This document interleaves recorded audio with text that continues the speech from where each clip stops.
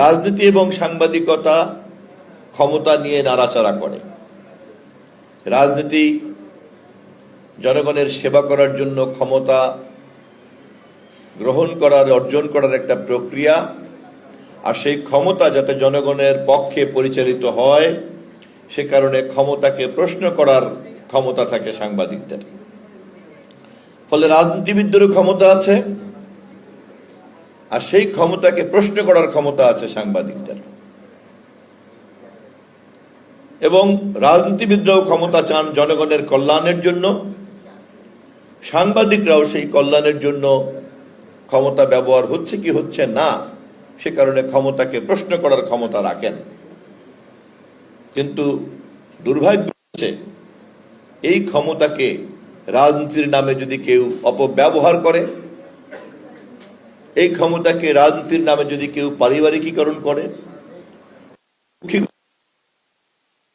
রাজনীতির পক্ষে কাজে লাগায়, রাষ্ট্র কাজে লাগায়, ব্যাংকের আমানতকারীদের টাকা লুট করার কাজে লাগায়, শেয়ার বাজারের বিনিয়োগকারীদেরকে লুট করার কাজে লাগায়, এবং যারা এটার প্রতিবাদ করে তাদেরকে গুম করার জন্য, খুন করার জন্য কাজে লাগায়, তখন সেই ক্ষমতাকে দেশের মালিক জনগণ বরদাস্ত করে না।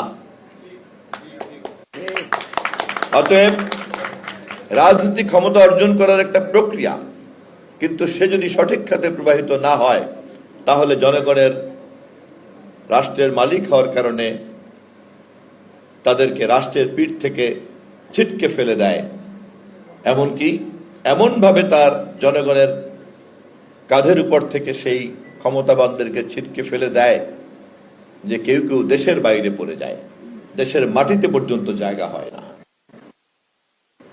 অতএব জনগণের মালিকানাই হচ্ছে সব।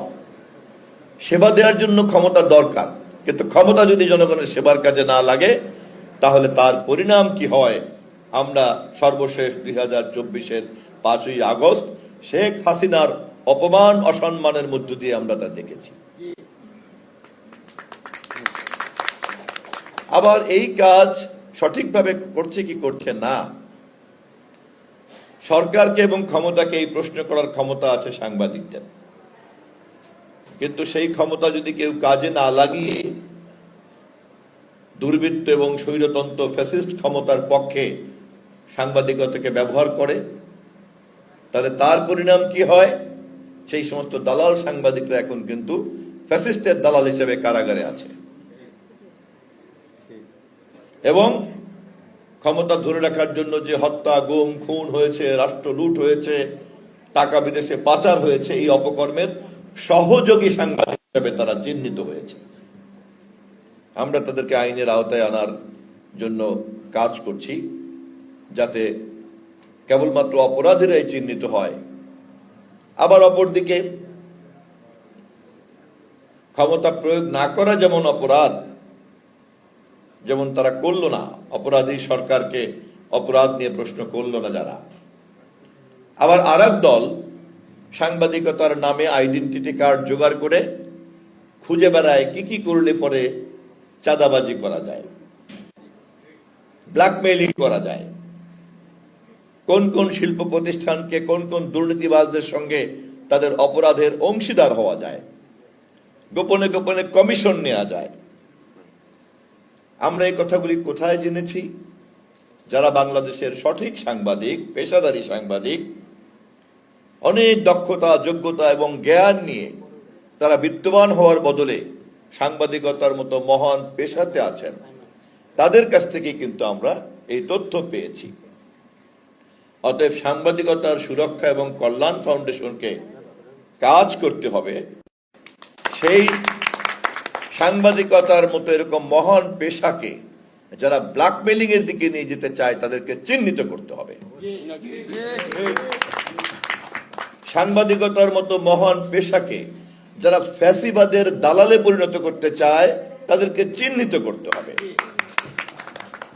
জনগণের কল্যাণের জন্য ক্ষমতাকে প্রশ্ন করার ক্ষমতা সাংবাদিকদেরকে চর্চা করতে হবে।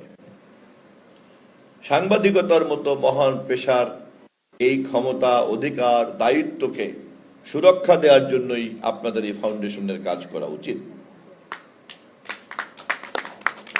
তথ্য মন্ত্রণালয় ইতিমধ্যেই সংবাদপত্রের মালিকদের সঙ্গে কথা বলেছে, সম্পাদকদের সঙ্গে বলেছে, সাংবাদিক নেতৃবৃন্দের সঙ্গে কথা বলেছে। আমরা আরো আলোচনা চালিয়ে যাব। আমরা দেশে সাংবাদিকতা জগতের একটা নতুন সুস্থ ইকোসিস্টেম তৈরি করতে চাই। শুধু প্রিন্ট মিডিয়া নয়, ইলেকট্রনিক মিডিয়া থেকে শুরু করে social media, over the top, OTT, সমস্ত জায়গাতেই আমরা একটা নিউ ডিজিটাল আধুনিক মিডিয়া ইকোসিস্টেম তৈরি করতে চাচ্ছি। তথ্যমন্ত্রী হিসাবে ইতিমধ্যেই এ ব্যাপারে আমি সকলের সহযোগিতা পেয়েছি, আশা করি আপনাদেরও সহযোগিতা পাব।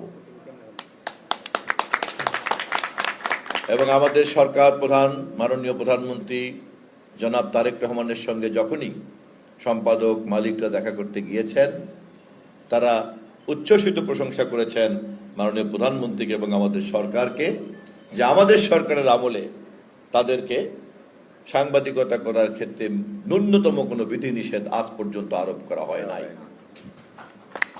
স্বাধীন বাংলাদেশে এত স্বাধীনতা গণমাধ্যম এর আগে আর কখনোই ভোগ করে নাই।